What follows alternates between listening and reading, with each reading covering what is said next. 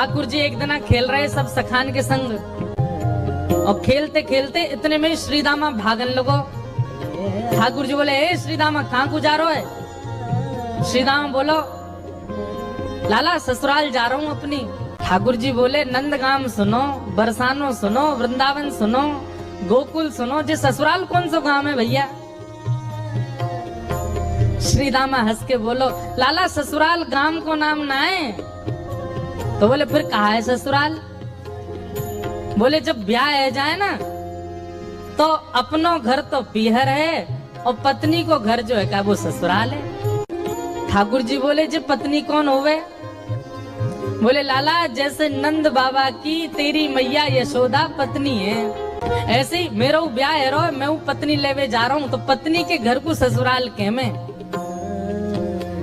ठाकुर जी गए श्रीदामा के पास, वे श्रीदामा मेरो ससुराल कौन सा है? मेरे ससुराल को नाम बता। श्रीदाम बोलो, मुँह का पता तेरा ससुराल कौन सा? तेरी बहू जहाँ की होगी मुंबई तेरा ससुराल। बोले, मेरी बहू कहाँ है?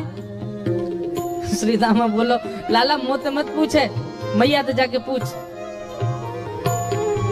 ठाकुर जी तो आज पहुंच गए सवेरे ही और यशोदा मैया से जाकर के रोने लगे। मैया बोली, काय गुरो रहा लाला? बोले, मैया तेने मुझसे इतनी बड़ी बात छिपाई। मैया बोली, कहा छुपा दियो मैंने? बोले, तेने मेरी ससुराल को नाम ना बताया आज तक। मैं 3.5 बरस को बूढ़ा है गो, अभी तक मुँह मेरी ससुराल ना पतो, और वो श्रीदामा अपनी ससुराल गए हो बहू लेवे। यशोदा मैया बोली, लाला तेरी संगत सुधारनी पड़ेगी, सबरे सखा तो दिन ब दिन बिगाड़ते जा रहे हैं, तूने एक बड़ो है जा, तेरी ससुराल है जाएगी। ठाकुर जी बोले, बड़े कैसे हूं मैं?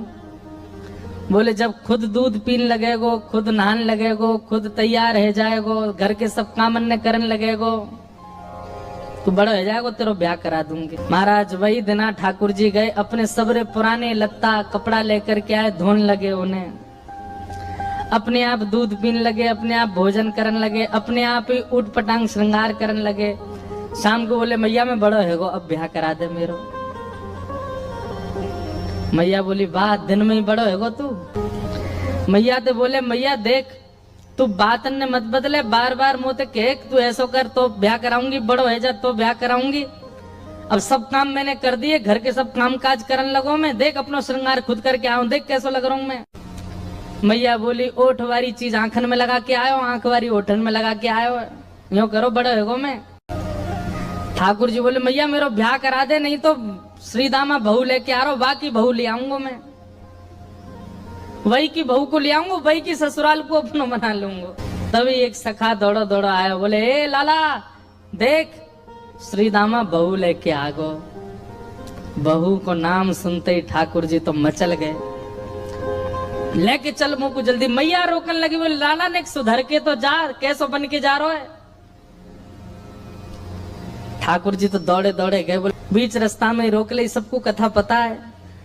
माधवी की माँ ने पहले ही मना करके भेजा था कि बोले तेरे सखा, तेरे पति जो श्रीदामा, उनके जो सखा कृष्ण है उनको मुख मत दिखाइयो। ठाकुर जी पालकी में घुस गए, हाथ पांव जोड़ के कहने लगे, भाभी जी एक बार ने अपना मुख दिखाए दो, लेकिन माधवी ने नहीं दिखाया। ठाकुर जी कह रहे हैं, देख ले बड़े बड़े जोगी, बड़े बड़े तपस्वी, बड़े बड़े ध्यानी हमारे मुख को देखवे के काजे तड़पे, और हम तेरे सामने बैठे, तू हमें मोहना दिखा रही अपनो। माधवी ने मुख नहीं दिखाया। ठाकुर जी बोले, ठीक है तड़पेगी मुख को देखवे के काजे। माधवी बोली, मोह ना तड़पनो, मेरे पास मेरो खसम है, वही देख लूंगी, तो मैं काय को देखूं? ठाकुर जी बोले, वचन दे के जा रहा हूँ, तड़पेगी। जैसे छोटे से बालक कभी कभी बड़ी बड़ी बात करते हैं तो बड़े लोग उसको मजाक में लेते हैं, ऐसी माधवी ने भी मजाक में लिया, देखा ही नहीं ठाकुर जी को। श्री शुकाचार्य जी वर्णन करते हैं, वृंदावन में कैसी स्थिति है। गोपियां दोहन करती हैं तो घर घर घर जो दही की मथनी की आवाज आती है ना, उसी में ही कीर्तन करने लग जाती हैं। कृष्ण ऐसे, कृष्ण के नेत्र ऐसे, कृष्ण की नासिका ऐसी, कृष्ण के कान ऐसे, कृष्ण को मोर पे 600, कृष्ण की पीताम्बरी ऐसी, कृष्ण की भुजा ऐसी, कृष्ण के चरण ऐसे। कोई गोपी अपने घर में चौका लगा रही है और चौका में पोंछा की जो छर्र छर्र आवाज आवे, वही छर्र छर्र ध्वनि में ही कीर्तन करने लग जाए, कृष्ण ऐसे, कृष्ण ऐसे। हसितम मधुरम चलितम मधुरम